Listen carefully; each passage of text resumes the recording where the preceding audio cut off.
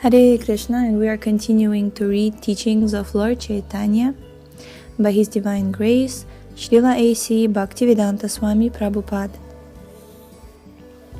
So chapter number 10, the beauty of Krishna. The Vedic hymn known as Kama Gayatri describes the face of Krishna as the king of all moons. In metaphorical language, there are many different full moons, but they are all one in Krishna. There is the full moon of his face, the full moons of his cheeks, the full moon of the sandalwood pulp spot on his forehead, which is a half moon, and the beautiful full moons of his fingernails and toenails. In this way, there are 24.5 moons, and Krishna is the central figure of all of them. The dancing movement of Krishna's earrings, eyes, and eyebrows is very attractive to the damsels of Vraja. Activities in devotional service increase the sense of devotional service. What else is there for two eyes to see beyond the face of Krishna? Since one cannot sufficiently see Krishna with only two eyes, one feels incapable and thus becomes bereaved. Such bereavement is slightly reduced when one criticizes the creative power of the Creator. The unsatiated seer of Krishna's face thus laments, "I do not have thousands of eyes, but only two. And even these two eyes are disturbed by the movements of the eyelids." So it is to be understood that the Creator of this body is not very intelligent. He is not conversant with the art of ecstasy, but is simply a prosaic creator. He does not know how to arrange things properly, so one can see only Krishna. Unquote. I wonder what it's like to actually feel like that, isn't it? The gopis' minds are always engaged in relishing the sweetness of Krishna's body. He is the ocean of beauty, and the luster of his body and the beauty of his face and smile are all attractive to the minds of the gopis. In the Krishna Karnamrita, Krishna's body, face, and smile have been described as sweet, sweeter, and sweetest. When there are three kinds of contamination in the bodily constitution, convulsions take place. Similarly, a perfect devotee of Krishna experiences convulsions when he is overwhelmed by seeing the beauty of Krishna's face, body, and smile. Before Krishna's beauty, the devotee sometimes stays immersed in this ocean of transcendental convulsions without receiving treatment, just as a patient suffering ordinary convulsions may be prevented by a physician from receiving a drink of water for relief. The devotee increasingly feels the absence of Krishna, for without him one cannot drink the nectar of his beauty. When the transcendental sound of Krishna's flute vibrates, the devotee's anxiety to hear that flute penetrates the covering of the material world and enters the spiritual sky, where the transcendental sound of the flute enters into the ears of the gopis and their followers. The sound of Krishna's flute always resides within the ears of the gopis and increases their ecstasy. When they hear it, no other sound can enter their ear, and they are unable to reply properly to their family members' questions, for all these beautiful sounds are vibrating in their ears. Thus, Lord Chaitanya explained the transcendental constitution of Krishna, his expansions, his bodily luster, and everything connected with him. In short, Lord Chaitanya explained Krishna, the essence of everything, as he is. Chapter 11, Service to the Lord. Next, Lord Chaitanya explained to Sanatana Goswami the process by which one can approach Krishna.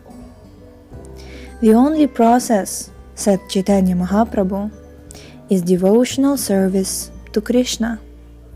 This is the verdict of all Vedic literature.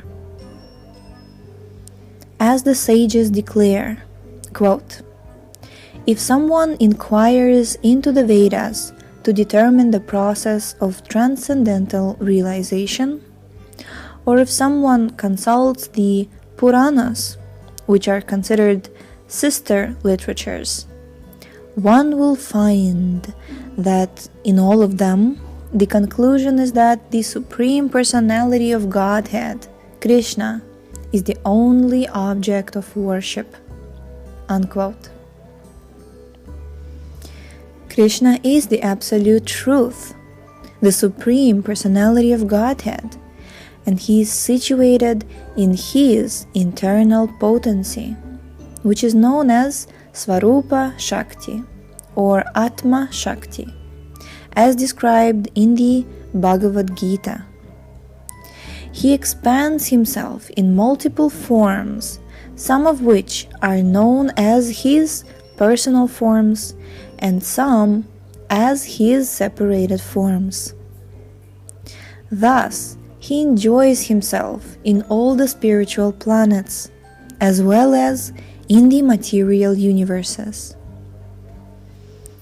Krishna's separated expanded forms are the living entities who are classified according to which of the Lord's energies they are under.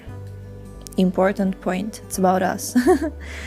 They are divided into two classes, eternally liberated and eternally conditioned.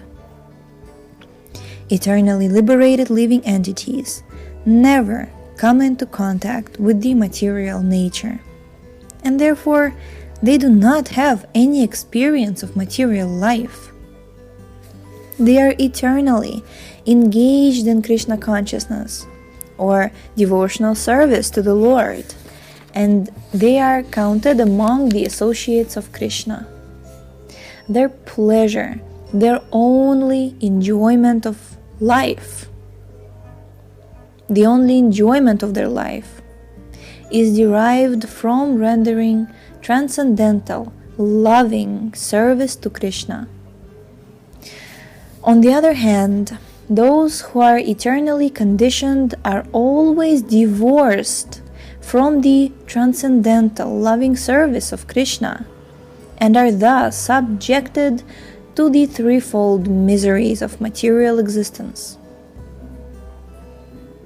Just because we're divorced from the loving service of Krishna, which is transcendental, we are in misery and suffering. That's it. On account of the conditioned soul's eternal attitude of separation from Krishna, the spell of the material energy awards him two kinds of bodies: the gross body, consisting of 5 elements, and the subtle body, consisting of mind, intelligence, and ego. Being covered by these two bodies, the conditioned soul eternally suffers the pangs of material existence, known as the threefold miseries. he is also subjected to 6 enemies: lust, anger, etc. So what are the 6 enemies? Let's repeat: lust, anger, greed, madness. Lust, anger, greed, madness, envy, and the 6th one, kama, krodha, moha, matsarya. Okay, the 6th one. Lust, anger, greed, illusion, madness, envy. I think it's like that. Not only we have threefold miseries, but we also have 6 enemies, just because, again, divorced from loving service to Krishna. Such is the everlasting disease of the conditioned soul. Diseased and conditioned, the living entity transmigrates all over the universe. Sometimes he is situated in the upper planetary system, and sometimes he travels in the lower planetary system. In this way, he leads his diseased, conditioned life. His disease can be cured only when he meets and follows the expert physician, the bona fide spiritual master. The conditioned soul faithfully follows the instructions of a bona fide spiritual master. His material disease is cured, he is promoted to the liberated stage, and he again attains to the devotional service of Krishna and goes back home, back to Godhead. A conditioned living entity should become aware of his real position and pray to the Lord. How much longer will I be ruled by all these bodily functions, such as lust and anger?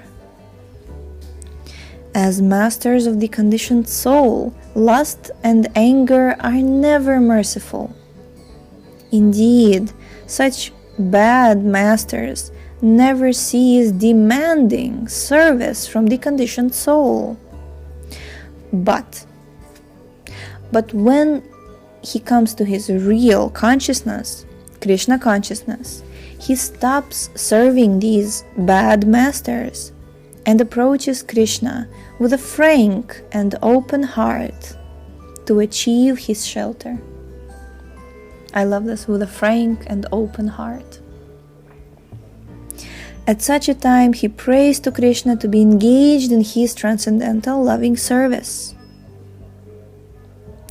Sometimes, the Vedic literature highly praises fruitive activities, mystic yoga, and the speculative search for knowledge as different ways to self-realization.